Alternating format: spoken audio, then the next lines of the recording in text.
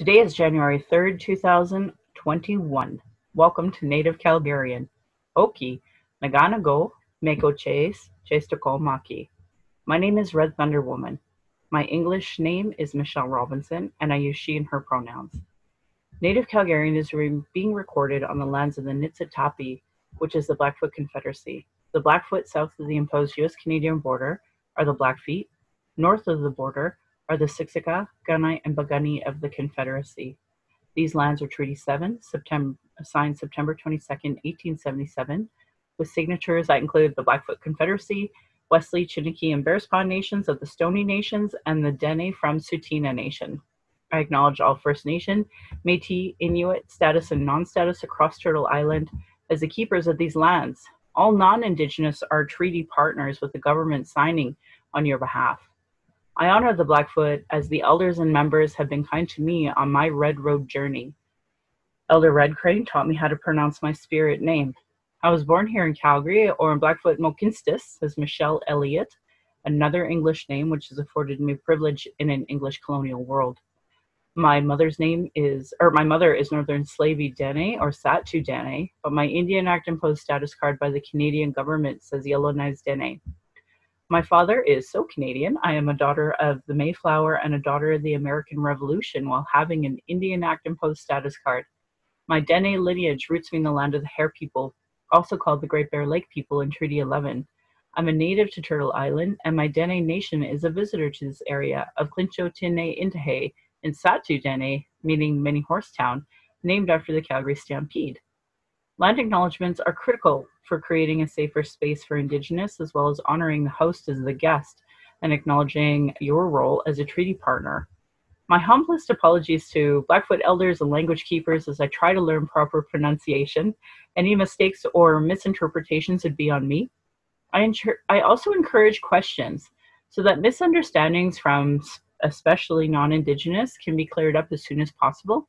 I do not speak on behalf of all Indigenous, but I share what I know as I walk down my Red Road journey. And apparently because my life and content are triggering, if you're experiencing emotional distress after hearing anything we talk about today and want to talk, call the First Nation and Inuit Hope for Wellness helpline at 1-855-242-3310. It's toll-free, open 24 hours a day, 7 days a week. You can also text at www.hopeforwellness.ca. If more related to missing and murdered Indigenous women, girls, and Two-Spirit, for immediate emotional assistance, you can call 1-844-413-6649. It is a national toll-free 24-hour crisis line, open 7 days a week, and it provides support for anyone requiring emotional assistance related to the issue. For non-Indigenous, there are distress center lines in your area, usually the functioning 211, or you can call a 24-hour, 7 days a week free line that is 1-833-456-4566.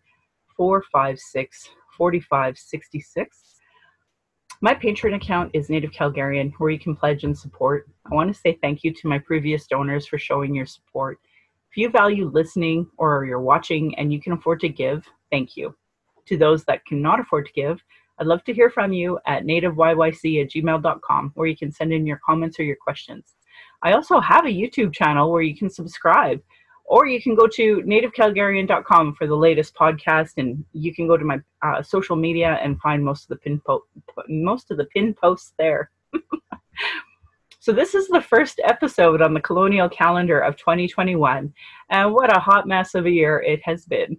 The irony is that the first year based off the colonial calendar, this is the first one I put a lot of thought into a year-end episode, because when I was younger, I loved year-end shows like On Much Music and entertainment shows and such.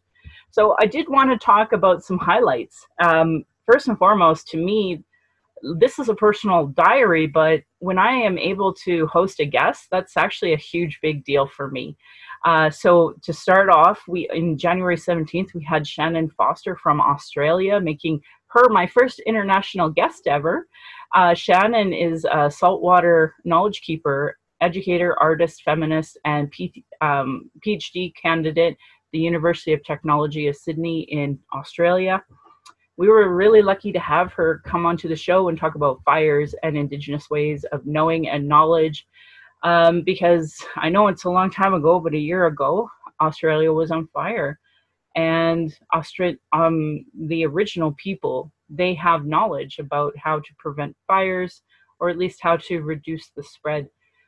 And yeah, I thought that was really important for the time. I want to fast forward a little bit to Leanne Charbonneau on January 26th. I gave him a shout out. You might know him as DJ Indian, because he said something that really resonated, and it was saying that Indigenous people are living a post-apocalyptic state, and that really has helped change my worldview in a positive way. It helped articulate what I see. So I really always will appreciate Ian's contribution to helping me change my worldview. And it was also through the help of I don't know what terminology to use, through Twitch and gaming and that, but a person named Loxy Blix, who I'm lucky enough to get to know a little bit on Twitter. They are the ones that kind of put us together on a Twitch account, and I haven't really utilized that form. I don't know how to, but maybe that's something in the new year I'll think about. But, you know, if it wasn't for a local settler who was trying really hard to be a good ally, that moment would have never happened. So thank you, Loxy, if you're ever paying attention or listening. Regardless if you're listening, I just need to say thank you because it matters to me. On February 16th, I was lucky enough to have Idle No More Calgary, a few of the new activists named Katie, Heather, and Sarah that wanted to talk about, you know, Idle No More from their perspective, and how to be in more solidarity with the Wet'suwet'en. So it was great to have them on. I'm forever grateful. March 10th. This is sad, but it's important for me to remember. Leanne Charbonneau. She was a Métis friend of mine down in Medicine Hat, and she had been battling cancer for a long time and had passed away. And Tove is a white settler that her family has worked really hard at being good allies. And they both passed away at the same time on February 29th. And I wanted to dedicate that episode to them and their memory, and just thinking about them right now today makes me happy, and I'm grateful to have crossed paths with you. But then March 15th kind of changed everything. We had a conversation about coronavirus, Indigenous health, and COVID-19.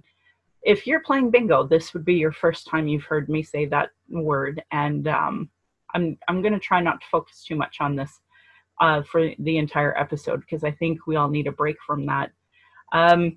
So anyway, Indigenous health issues obviously have a very different lens to them with racism, and I thought it was important to highlight a lot of those issues and fears that we have, because if it wasn't for smallpox, frankly, I don't think even I would be here in Blackfoot territory.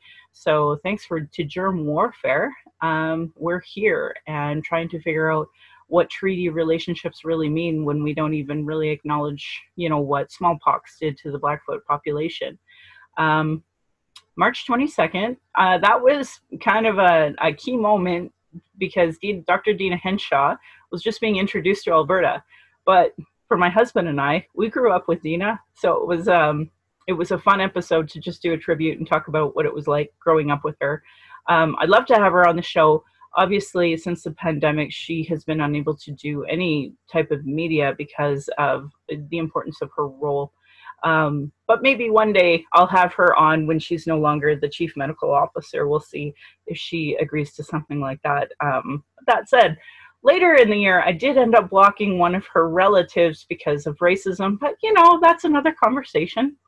March 30th, Tiffany helped me with getting a transcripted episode of the one, the only Sable Sweetgrass, one of my favorite people. And the reason why is because Sable Sweetgrass is not just Blackfoot, but is openly Two-Spirit, and talks about the challenges that they face. And like Sable has helped normalize for me why it was important for me to pull my daughter from, the colonial CBE, which I will absolutely get to at the end of the show. May 5th. Oh, Marigold was on the show. Marigold, she was originally Miss Calgary, just a young single-digit child, and has grown and become, a teenager and now an international model. And her mom, Lily, is an amazing role model and also won one of those titles for, I don't want to minimize it and say beauty pageants, but a pageant where you have to showcase your talents and such. And of course, they're both really pretty too. So April 26th, Jacqueline Topoliski. Oh, this was a really great episode about, so I will actually tell you that Carleton University on May 11th put out there in the category of news advisory that sociology MA student Jacqueline recently participated in a podcast, The Native Calgarian, to have a conversation about being Métis, reconnecting with Indigenous identity, and being an Indigenous person in academia. In this podcast, she explored some of the challenges facing Indigenous individuals in the Canadian criminal justice system. The Native Calgarian is, I wouldn't say I would just say Native Calgarian, is a podcast that discusses politics, Indigenous issues, social issues, LGBTQ2+, and much more. Click here to listen to the podcast. That's on their website. So, but it was really great to have her on and talk about all of those issues specifically. But I just want to say that came to be because of a conversation we were having, I want to say on Instagram. And I just think it's really important, if you're Indigenous, to know you're always welcome on the show anytime to talk about anything of importance that you want to discuss. And, for me, it's just humbling. I'm honored to have anyone on this one. April 27th, Bashir Muhammad. He's one of my favorite people in Alberta because he's a racialized man up in Edmonton.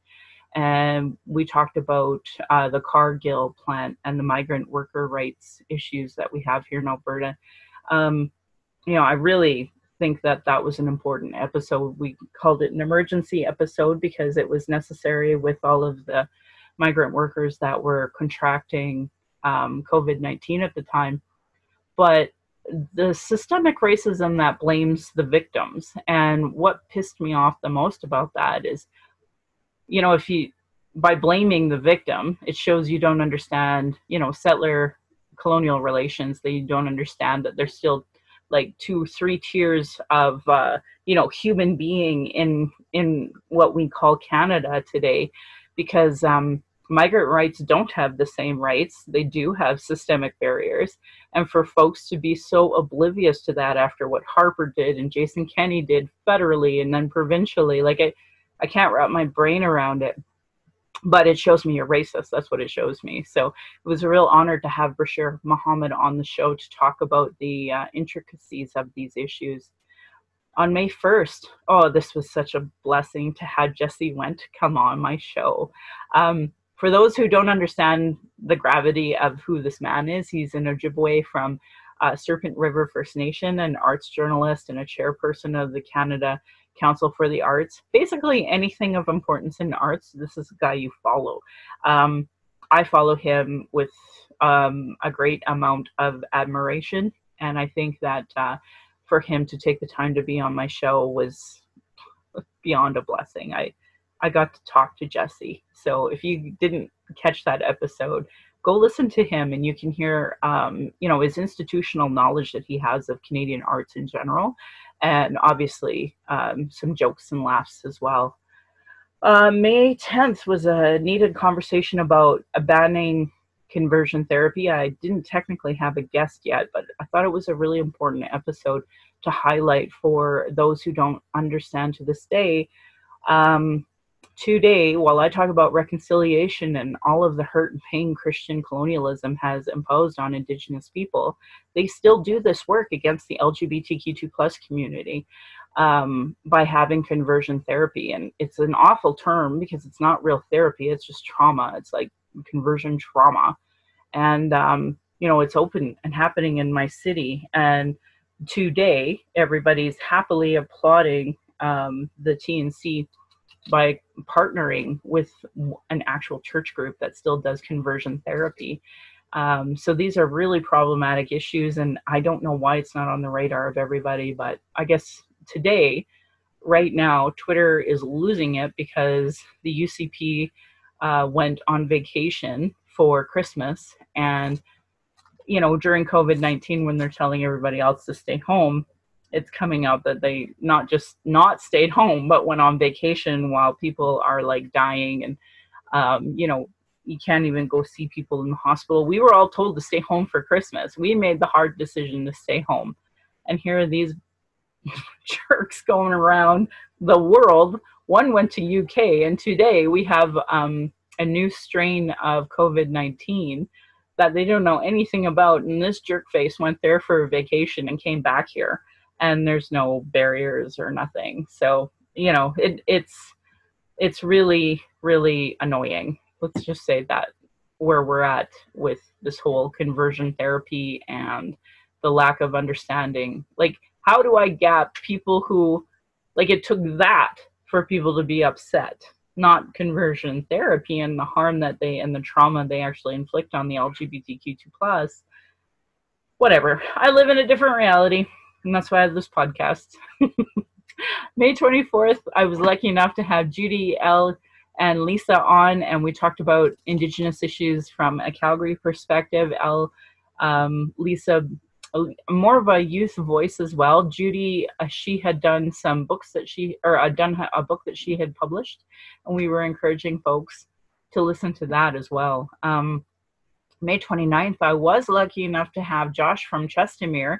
He's a GSA Alberta, I guess, founder of the GSA Alberta, and he and I spoke about issues in Chestermere and all sorts of things. So, but obviously related to LGBTQ2+ issues, because it's incredibly important. And he wants to learn more about Indigenous issues. So we tried to do what we need to do. June had our 4th anniversary of our book club. So for those who don't know, I have a book club called Chapters in Chat, which now, as of today, you can find on YouTube.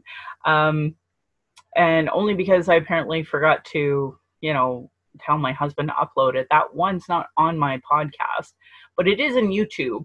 And I do have, YouTube is a new thing for me.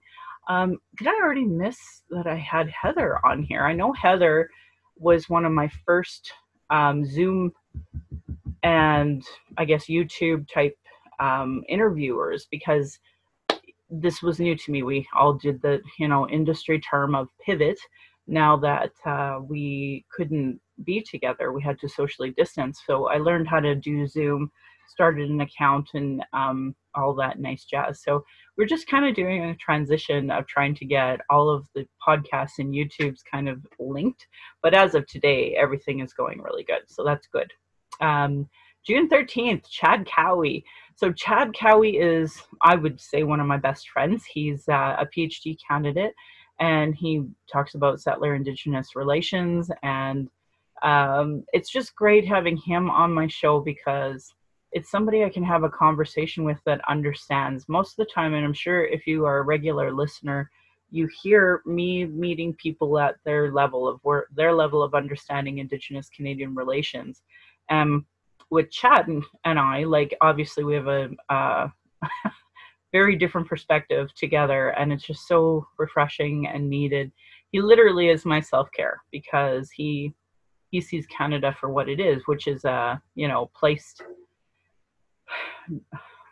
displacing Indigenous people for a British accepted term that everybody just for some reason accepts. Anyway, so I love having him on. I hope he comes on more, because he would be a great co-host, one, to talk about all these issues, but two, he's just brilliant.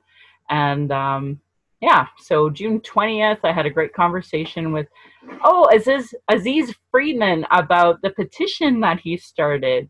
So back in June, a lot of people were talking about RCMP Commissioner Brenda Lucki and Deputy Commissioner Curtis Zabalaki, and trying to get them to resign. because they just struggled so much with their definition of systemic racism. So I checked that petition today, and as of today, there's still only 777 people who have signed it. So if you missed that, one, you can look for the previous episode and sign up, but two, I'll repost it. And if you Google COMM Lucky and DEP Calm Zabonsky should resign to move the RCMP past systemic racism, you will find the change.org petition. So June 20th, Natalie Jovanik, one of my favorite people in the entire world and my first real returning guest. We talked about, anti-oppression, racism, roles of settlers and colonialism. Every time she comes, I am so grateful because they remind me, I'm grateful every time they come because they remind me that Germans, didn't just institute Hitler and fascism being bad, but made systemic changes so that Germany would reflect that. They educate their people, unlike Canada did with Indigenous issues, and Natalie Word's attitude is what I think Canadians should aspire to in our system, to be honest about the genocide here, the denial, educating our population and making systemic changes. It is so unbelievable that I have to strike a committee to rename Langevin School, but here we are in 2021 because Canadians are so daft and just don't get their role. But thank God for Natalie and helping me feel normal in this insane world that I'm in, because this denial and gaslighting hurts. So anyway, June 30th, Matt Ashcroft from Toronto came on to talk about conversion therapy. He's actually, I would say, not just a national spokesperson, but I would say an international spokesperson about the harms that conversion therapy have. And since then, he and I, we realized we actually have a commonality in Kingston that I would have never guessed would come to. If you would have told me 30 years ago about this commonality, there's no way I would have known. But anyway, the mayor of Kingston happens to be married to the maid of honor, my maid of honor. And he apparently was a part of a church that's a part of conversion therapy. So we've had a lot of interesting conversations about that intersectionality. And for those who don't know, the guy grew up in Sylvan Lake, very prominent Christian town. At the time, we only had about 2,000 people. We had at least, 8 churches, because they have all of those Christian denominations that can never agree on anything. So anyway, very interesting conversations and how it ties into today to our conversations. July 20th, Chapters in Chat with, so Chapters in Chat is my book club, and we were lucky enough to have Gabrielle Fayette come on to talk about the Truth and Reconciliation Commission Call to Action 66, which focuses very specifically on youth and her experience with, Canadian roots and the work that she does now with her organization. As a result, they had made a roadmap to help the government in understanding the framework to have Indigenous youth properly included, and it was really sidelined and given the contract given to Canadian Roots. And I thought it was a really important conversation because, the irony is, because of marketing, Canadian Roots does such a great job of promoting themselves. So that's where we're at, and that makes it really hard when you have a roadmap that was sidelined. So that's what happened. Anyway, it's taped and recorded and up for those who are actually interested in some of the calls to action and what it's looking like for Indigenous people on the ground. July 22nd, I had Tank Standing Buffalo on my show, which was super exciting. So for those who don't know who Tank is, he's an artist. He actually since then has been one of the folks that have been in the film festival circuits.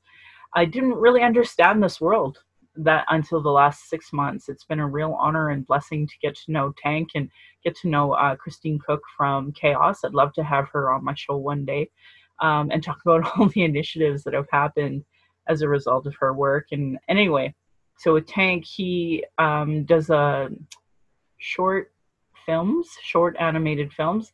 And a long time ago, once upon a time, he used to do tattoos, and he's been instrumental in the 2 tattoos that I have on my arms. So really grateful for this man and the work he does. And his partner is a fabulous artist as well, and a musician actually.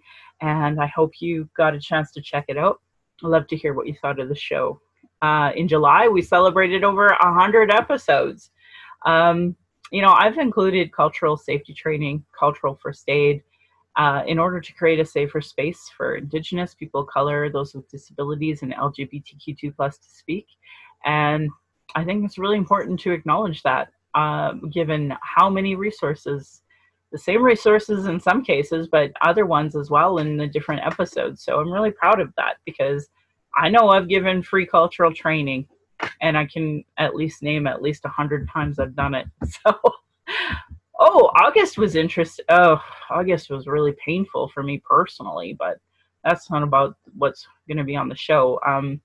It was my first time learning about the legal system and lateral violence at the ugliest level I've ever seen. So anyway, and almost losing an Indigenous youth. And I, to this day, will never get to know what happened to her. But regardless, in August, I was lucky enough to have quite a few different guests here. I got Senator Patrick Brazeau. This is a man I've been wanting to talk to for a long time. I couldn't really guide him into the direction I wanted to with him, because he's a conservative and he kind of has his own message. But, basically what had brought it up was I wanted to highlight, he went through hell and back. He went through hell and back with the whole Senate scandal. And what really brought him on the show was that he was trying to do a little more accountability online. And in Indigenous circles, that matters. I think, for a man who has a negative history, if you were to Google his name, and you would see the type of charges that have been brought up against him, they're ugly. And yet, when you start down the path of actual sobriety, accountability, red road, I mean, this is a man who's always been immersed in his culture, from what I understand. I think it's important when you start making some progress, some important steps, and he was trying to do that and talk about his road of sobriety. So I wanted to give him space to do that. We didn't go down nearly as much as I wanted to there, and I couldn't really tackle too much about, systemic racism and politics, but still a great episode, I thought. And it was such an honor to have him on, because why would a conservative or a former conservative senator, Indigenous senator, and a liberal Indigenous person want to chit chat? So thought it was great. August 8th, this was a good episode. Eric, he is wheelchair bound, and he has his own podcast, and we talked about what it was like for him to exist in this world. And, it was really brought up and emphasized. Him and Kent Hare, people who I would consider friends, people who I would, I'm not much of a host person. I don't, entertain too much. But at the end of the day, neither one could come to my door if they wanted to. They certainly couldn't come in, have a party. My washroom is not set up for them to be able to do their business the way they would need to. And I think that is a great example of how we as able-bodied people really forget our privileges that we have. I think in the winter it's a lot easier to remember when you have to shovel your snow and walkways that, there's a lot of barriers. But I think in a perfectly nice, beautiful summer day, I still couldn't have my friends come over if I wanted to. So I hope it was as impactful to you as it was to me. Thank you, Eric, for being on my show, and having me look. The next time I buy a house, I know I will be changing what I consider buying as a result of this one conversation. So I hope others feel that way. August 22nd, Vanessa Ortez came on to my show. This person is a longstanding member of my book club. She came all the way from Cochrane to Forest Lawn on a regular basis just to go over our conversations on settler colonial relations. This is a teacher, and she really seen her responsibility as an educator, as a settler. But the irony is, over the course of time, like I said to her, but you're my cousin, you're my sister, you're my indigenous sister from Mexico, and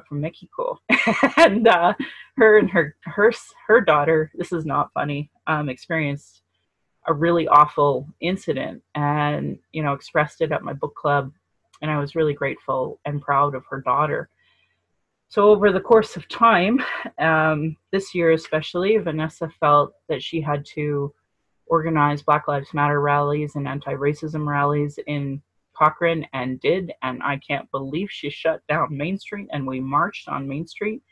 And it was a wonderful event. And she keeps doing anti-racism work in Cochrane, which is so incredibly needed. And I love her to pieces. I think she's a force of nature. And her daughter spoke at the Black Lives Matter rally, and it was incredible. Vanessa does a lot of work with migrant Alberta as well. So she's out there. She's doing good work, and I'm grateful. I'm grateful to hear very specifically from her what an immigrant experience is like. So a beautiful human being. I was also lucky enough to have AJ Fallen Child come on. He's from Red Deer, and he has 2 twins. He's a big deal on TikTok now. I think he has a pretty big following. And he's doing those types of rallies now too, out in Red Deer. And so he came to Calgary, and we did some work. I dropped off some sage at his place. We've gotten to know each other, and I was really grateful he came on my show too. I also that day had to have an emergency conversation with my friend Chad Cowie, my bestie, because at that time the John A. Macdonald statues were being vandalized, conversations about them coming down, and a very uncomfortable conversation for a lot of settlers in Canada who hold this man at a wonderful, glorified founding father of Canada. So Chad and I had to, vent. So that was wonderful. And then September kind of changed directions a bit. So I had a fellow who wanted to remain anonymous, so I kept calling him some guy, about racism in funeral homes. And why that's relevant is that as Indigenous people, we have to deal with these funeral homes so often. And it was really incredible to hear him as a white settler explain what he's seen that he knew is wrong behind the scenes. So if you were interested in that, that was in September. October, I was lucky enough to have Carl McKay. He's a Métis, and he was trying to do some reconciliation work with his local municipality. And as usual, these boards are so colonial, they stop any positive, reconciliation progress. So know if you are out there and you feel alone on reconciliation, you're welcome on my show too. And Carl came on to talk about, low-hanging fruit, easy solutions when it came to this. Also on my show was Autumn Eagle Speaker. I love her too. She's one of the founders of Idle No More Calgary. So this would have been 2012. And that was kind of how I got to know her. She was a former Liberal as well, so we had some commonalities there. Autumn is also part Black. So the Black Lives Matter movement, along with the Indigenous Lives Matter movement, these are a lot of things that intersect, and it was wonderful to have her on. I'm so grateful. And FYI, she makes the best cookies ever, and her kids are the luckiest kids on the planet to eat her cookies. September 20th, when I went solo, I don't know why I have that in there then. Selena Tibo on October 30th.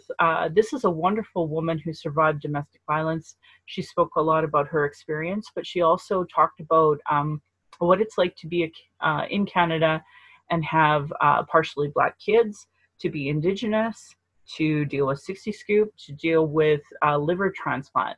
One of the things that she talks a lot about is autoimmune compromise issues because of her transplant issues that she's had. So, such a range of conversations to have with Selena. I hope you didn't miss that show. In November, I was lucky enough to have Deidre. So Deidre put out an album, and she's an artist. I was working with her with Chaos. She had done an interview with Tank, um, with Tank, but we also did some RESP events for Canada Learning Bond, and she was the host when we had the youth, which was incredible. November 10th, I was lucky enough to host Jenny from her new magazine is called Big Kitty, and that was actually my very first ad that I have ever placed. But Big Kitty is a local indie magazine for Calgary, and she's a person of color. I believe she said she was half Japanese, and so I ended up having a conversation about the Japanese intern camps and how it was really interesting. What I learned from her was that because her generation is the one mother, like one parent was Japanese and the other one wasn't. So they're a mixed group that she feels kind of, it was just a cool conversation to have. So I talked about the Sakamotos a bit in Medicine Hat. And she said, like, there's such a network of trying to understand that generation of youth. So I found that a fascinating conversation. But because she has so much institutional knowledge of Canada's music scene or art scene, I should say, it was just great conversation. And for her to launch a magazine in Calgary during a pandemic was a pretty big deal. So I was really honored to be in that and to place that ad. And I just want to say thanks, Jenny, for being on the show. Oh, November 13th. This was one of the most graphic ones we've ever done. That's why we have content warnings now. Not just because of that one. Apparently everything I say is a content warning. But regardless, Izzy came on and talked about what it was like to have bottom surgery, that entire process during the pandemic, nonetheless, healing, what that's like. And we're friends on Facebook, and like a hilarious person with the best updates. I just hope you loved that show as much as I did, because it was fabulous. I also had Boban on, and for those who don't remember, this is an activist that is an LGBTQ2+ activist. He does the Rainbow Train here in Calgary, where he brings in folks from all across the world that are marginalized because of their LGBTQ2+ status. Have to come to a safer place. And when I say safer, I use that term loosely, considering the conversion therapy conversations we have. But, he talked about an incident that happened to him of hate and how many bystanders stood around. And again, that's why I'm glad we talk about bystander intervention on the show every episode, because it's important. It's important for people to understand that your silence is complicity. But the silence where that happened ended up having him come to Canada and enriching our community. And I'm just honored he would come on to our show to talk about that. I was also in December, we had Amber, two young men, to talk about filmmaking and being in Big Kitty magazine. And we talked about her struggle with getting her nephew's status card through her band because of the Two-Spirit issue. And, I was also lucky in December to have the Canadian Youth Letters Project with Sarah, Danica, and Cassidy. So yeah, that brought me to 36 guests. Woo! What a great year of episodes and guests. So, this has always been a personal diary podcast. And every time I get a guest come on, I am really blessed. And this year was beyond humbling. I know I've seen a lot of reflection posts, and I post like 20 things a day on social media, so I have no idea how to encapsulate that. But I can tell you, I can't thank the guests enough for coming on my show. We can talk really quickly, offhandedly about, current things in the media that's happening to us, and it's just great having people on here. So I learned from them. I hope you do, and the viewers and listeners did too. Thank you for being on my show. I debated having 2 episodes, so there might be kind of a cut here, and you will be seeing the second part of this episode. But it's just so much work to have a podcast, so I knew we had to do this. It's January 3rd, and I have a new committee, which I sure didn't need more unpaid volunteer work to do, that's for sure. Tangent moment, that was brought to you by my neighbor, who, while I was trying to clear the snow in front of his car, told me that my volunteer work is unpaid for a reason, because it's obviously not important. So we got a big dump of snow, and that really pissed me off. Anyway, I wanted to give a shout out to the big fat fake birth of the colonial savior that Canada is founded upon. Anyway, if you do learn anything from these podcasts and my book club or social media shares, feel free to give a buck to my Patreon account, as apparently my volunteer work does not matter. Anyway, back to the new committee. For those who don't know, the Calgary Board of Education, a monster of a colonial institution here in Calgary, that we either send our kids to or a Catholic-run board, worships monsters like eugenic proponents, like any other colonial structure that founded Canada, whether it's John A. Macdonald, Hector Langevin, or Nellie McClung. While history writes beautiful stories about these folks and, quote, devoting their lives to others, unquote, what it really should read is devoting their lives to colonialism and white people on stolen Indigenous lands. I'm sure all of my listeners can appreciate the ongoing genocide Calgary, Alberta, and Canada continues to thrive on is considered a minority issue, but I think it's a pretty big deal to erase genocide. Like, say, Hitler, or say the worst things to the Jewish community about Hitler's quote-unquote accomplishments. So I'm sure you can understand, beyond the bias, the racism in the actual staff and teachers of the current structure, why Canada is failing Indigenous students in the current colonial system with structural racism in excluding Indigenous education, land acknowledgements, treaty obligation teachings, erasing Canadian policies that created trauma in Indigenous, and having the actual audacity to have a school named Langevin. After years of the TRC report and the RCAP report, still not changing the damn name. So many settlers have tried to institute anti-racism policies decades ago here in Calgary in the education system. Others have spoke out about the Langevin landmarks throughout the city. So as of today, January 3rd, 2021, on their website it states, our school name, Langevin School, was named after Sir Hector Langevin, who was one of the fathers of Confederation. He visited Calgary in 1885 and at the request of City Council petitioned the Northwest Territories government for funds to build a bridge over the Bow River at 4th Street, Edmonton Trail. From the city website, I would like to remind folks that may not know, Langevin Bridge was renamed Reconciliation Bridge at a renaming event. And I'm just going to take some quotes from the Calgary website. Reconciliation Bridge in Calgary took on its current name change in 2017 to facilitate our city's progress of healing and public truth sharing that acknowledges and redresses past harms.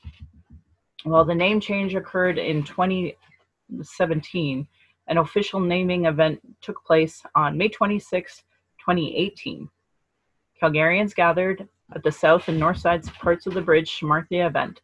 Elders gathered on the north side of the bridge and gave ceremonial blessings and prayers to the Creator to inspire the healing of all spirits connected to this land now and in the future, allowing all to exist in harmony. The elders and youth from their communities held a prayer circle before taking a solemn walk across the bridge. The event continued to the south side of the bridge with flag songs, drumming, speeches, and round dance. The renaming of Reconciliation Bridge was supported unanimously by City Council following a notice of motion submitted by Mayor Nahid Ninchi and a majority of the councillors. It is one of the many acts of reconciliation the city has planned with the Indigenous community in and around Calgary. These acts are outlined in the White Goose Flying Report drafted in 2016 to address recommendations made. Calls to action. If I see you use term recommendations, I know you don't know what the fuck you're talking about, City of Calgary. Made by the Truth and Reconciliation Commission. That's the end of the quote. And you can find that right on their website. So it's very pretty, but it's very colonial, whitewashed, and unaccountable. Langevin is the founding father that was the architect of genocide with Indian residential schools and boarding schools. This is a fundamental racial structure of genocide. It was safer to go to war than the Indian residential or boarding schools. We have unmarked graves around the schools, and sadly, in order to hide their genocide, many school lands have actually been sold to private farmers so that our kids' graves can continue being treated like that. And that's Canada's shame. I've spoken to my own CBE representative face to face, which, while it means everything Indigenous ways, used to mean something in non-Native circles once upon a time too. When we were running, it was clear that my issues of anti-racism and Indigenous issues were beyond her, so I knew my issues were going to go unaddressed, which is partly why I didn't vote for her, and probably won't again. She was politically ambitious, had a great team, got elected, and became chair of the board. The Langevin School Board trustee is someone I'm lucky enough to know, Richard Hare. I know he is supportive, but there are barriers of getting this done. So I was reached out to by a parent of the kids that attend. They had done some work and quit due to barriers. One of those barriers was the lack of Indigenous at the table, and they as settlers did not want to speak for Indigenous. Now to the Indigenous people who listen, yes, I know. Justice reform, child welfare reform, Indian Act issues, sovereignty issues, and stopping ongoing genocide are our key issues, 100%. That said, as Indigenous, we can still add our voice to causes like this one. I've gotten even lateral violence for speaking out against Halloween costumes, for God's sakes. But while I can laugh and brush that off, settlers use it as a moment of confusion. I recently had to explain that on a book club. I'll get there. I don't want to go off script. I don't want to be a token Indian that solidifies and justifies settler colonial racism so openly. In our teachings, we must use our words in a good way, or our families will suffer spiritually from that bad medicine. We must unite and see these issues are interconnected. My child is not the only child disconnected from their settler teachers' colonial teachings. Many Indigenous youth are disconnected from these structures as a result of so many things, including a colonial name like Langevin. We must start somewhere if we want our youth to thrive. If you're Indigenous, I guarantee that there are settlers in your area trying to make changes to honor reconciliation, but are unsure where your voice of support is on an issue. If you're an Indigenous person wanting to help, in this instance, help me, send me a letter explaining why you would support a name change of a school away from Langevin at nativeyyc@gmail.com, and I'll forward it to the CBE and the committee so that they can feel more confident. To the Calgary Board of Education, please change the name of Langevin School. It should have been removed way sooner than now, and instead I'm forced to devote unpaid volunteer time to this because you've marginalized the white settler and Native youth and teachers and staff and community members that have asked you to do this sooner. You expect the lowest economic demographics to do more unpaid work because you refuse to change. Your job is to educate children in a safe environment. Your education that you're teaching is based on is racism, and it's hurting the self-esteem and spirit of Indigenous youth, and inadvertently teaching non-Indigenous it's okay to do it. So change the name. I could go on forever, but I'll tie this to a bigger picture of blind systemic racism in education to honor 10-year-old Isabel Callout. Tomorrow, January 4th, is Ribbon Shirt Day and Ribbon Skirt Day. Why? Because in Camp Sack Comprehensive Institute, a staff member shamed Isabella for wearing her ribbon skirt on formal day.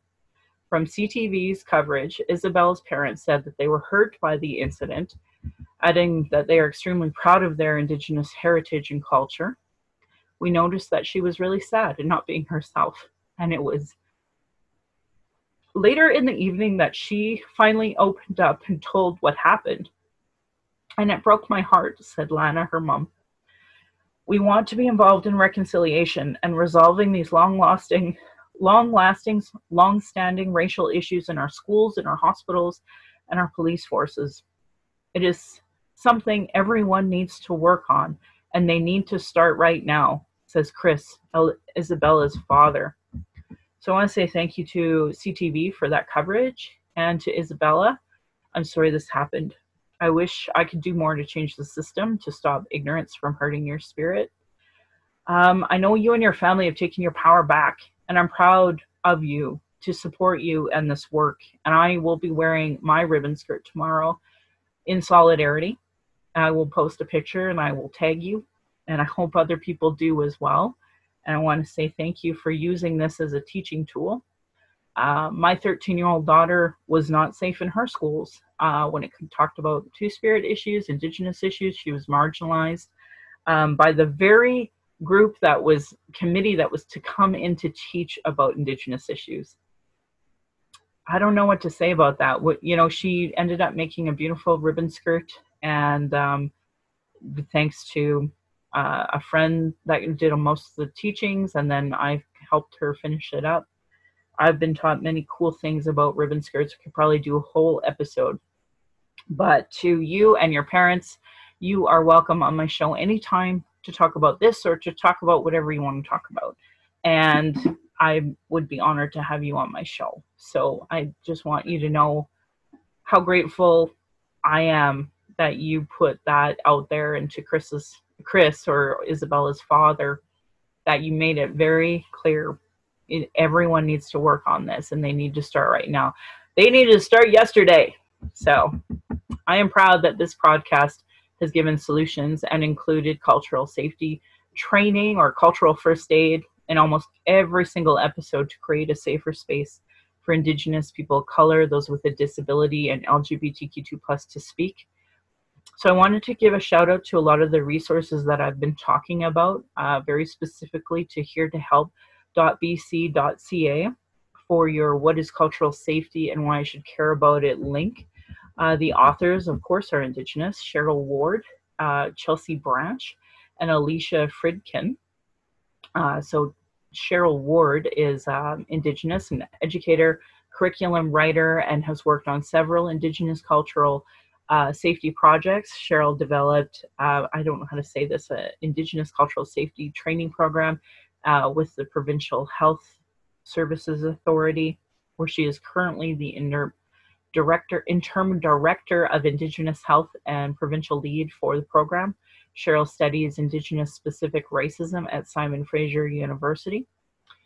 Chelsea Branch is the manager of the Indigenous Cultural Safety Program, same one. She is a white settler of Irish and English ancestry, and her research interests are focused on non-Indigenous people's responses to Indigenous specific racism in educational settings. Chelsea lives in the unceded territory of the Coast Salish peoples in Vancouver. And then Alicia is a senior policy analysis of Indigenous health. She's a white colonial settler with Eastern European ancestry, living and working in unceded Coast Salish territory in Vancouver. Her academic research focuses on the meaningful involvement of Indigenous people in health policy decision-making. Boy, that's timely. Their work are those cultural action tools that I have said over hundreds of times in my podcast, so please support Indigenous work that as part of your reconciliation settler understandings, and I'm just lucky enough to highlight them and repeat them. Thank you, thank you, thank you. Internalized racism or lateral violence is another form of violence Indigenous and marginalized people experience by the structure of racism imposed on these lands. I have racialequitytools.org by Donna Bevins as a really good resource for that. I spoke a little earlier about that when it comes to what are considered lower issues of importance for Indigenous people, but as a result, our kids are unsafe in schools. Anyway, Do's and Don'ts for Bystander Intervention by American Friends Service Committee. They also are great. I've been talking about, don't call the police long before this year, and I'm really honored that I'm added to that with these types of resources, and I want to say thank you to all of those resources that I've been able to highlight them and put them in my podcast as a result of your great work. Indigenous have been talking about the issues, sharing our traumas in reports, commissions, and in public hearings, just so it can be regularly disregarded no more. honor our words, honor the treaties, listen to politicians in their policies and platforms. If they don't recognize the marginalized in their budgets with gender equity plus, if they are cutting violence prevention programs and services, Indigenous education, uterus health choices, gay-straight alliances, lack of human rights for migrants, immigrants, folks with disabilities, know that your vote to that party directly negatively impacts marginalized people. Demand that they implement the Truth and Reconciliation Commission calls to action, the recommendations of the Royal Commission on Aboriginal Peoples report, the multiple reports on child welfare reform and violence prevention programs, and now 231 calls to justice from the National Inquiry on Missing and Murdered Indigenous Women, Girls, and Two-Spirit. Denying those reports is a form of abuse called gaslighting. Our people are experiencing extreme racism in the justice, educational, and health institutions with multiple reports that say the same things. Demand change from election platforms and politicians. If they don't understand colonialism, racism, privilege, and sexism, they literally have zero business running. This should be understood by all parties, or local politicians, community organizations, sports organizations, etc. And a shout out for Cleveland for finally changing their goddamn name, as well as the Edmonton Football Club. Great article I said out loud in episode 62 is Truth Before Truth, How Non-Indigenous People Become Allies. It's not from a lack of resources that you guys don't get it. I don't know what to say. If you're experiencing emotional distress after hearing anything I talked about today and want to talk, call the First Nation and Inuit Hope for Wellness helpline at 1-855-242-3310. It is toll-free, open 24 hours a day, 7 days a week. You can text hopeforwellness.ca. If it's related to missing and murdered Indigenous women, girls, and Two-Spirit, there is a toll-free 24-hour crisis line at 1-844-413-6649. And if you're not Indigenous, usually there's a functioning 211 in your area, and if not, 1-833-456-4566 is a crisis line, national. Violence is my everyday reality. Every Indigenous generation has faced it. That's why I started this podcast, to speak freely without interruption, without tone policing, without leadership shaming, without gaslighting questions, as many people don't want to hear Indigenous opinion, but sure want to tell us theirs.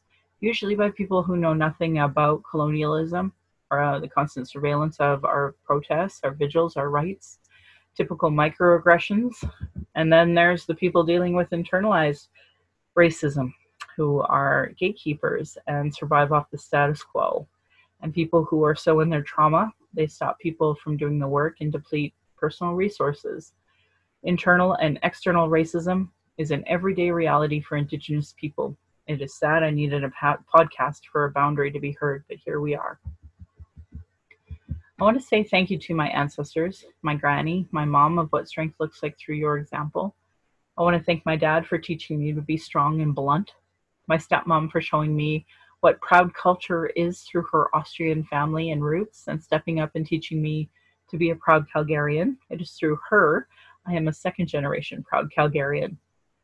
Thank you to my husband, Darcy, for producing and editing the show, on top of being my husband, my childhood friend, father of our child, and support down my journey of the Red Road. He has witnessed decades of racism and sexism. And to our child, who we are blessed to learn from daily, we are honored you chose us. You give me daily accountability to be a stronger and better person. And I hope that my daughter and my family will be proud in the future of us trying to discuss these present day issues in a way that they can understand. My Patreon account is Native Calgarian, where you can pledge and support. Thank you to my previous donors for showing your support. If you value listening or watching and can afford to give, thank you. To those that cannot afford to give, I'd love to hear from you at nativeyyc@gmail.com, where you can send in your comments or your questions. I also have a YouTube channel where you can go and subscribe. You can go to nativecalgarian.com for the latest podcasts and the pin posts on social media. And I want to end with giving side-eye to those Calgary rabbits. You're lucky I'm not Tradish. My beautiful cousin would respond, or you'd be in my dish. Thank you for listening.